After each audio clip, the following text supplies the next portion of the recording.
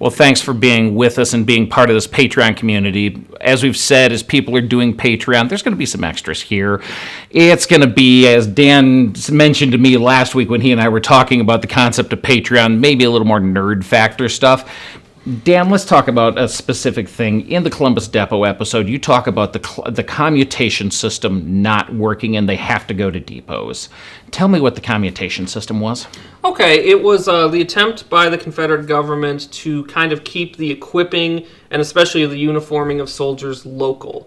It put the responsibility of providing uniforms onto the soldiers and onto the regiments. Essentially, they were required to provide their own uniforms, or the local area was required to provide their uniforms. So that's how you see such a variety of uniforms coming out early in the war, homemade things made by local manufacturers and companies that have been commissioned to make them. But not made for the Confederate Army, made for the ex-Virginia Regiment or the ex-Georgia Regiment. Or even just George from the Georgia Regiment. The individual soldier would be given a very specific amount of money to produce a uniform for himself. If he showed up to camp of instruction with his own uniform, he would be entitled to X amount of money in compensation for providing his own uniform. And this fell apart pretty quickly.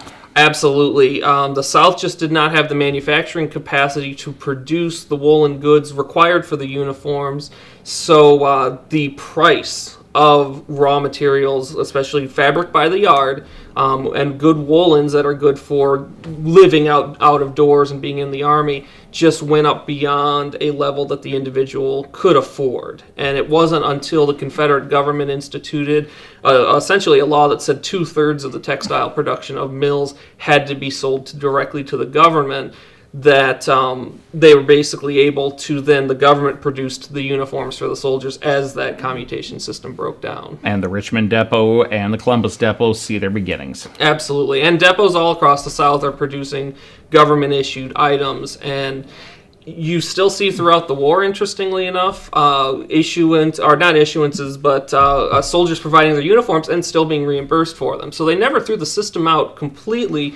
It just became the sort of thing where the average soldier absolutely had no opportunity or no chance to provide his own uniform. Great. Well, thanks. And for our Patreon friends, there's a little bit more about the commutation system.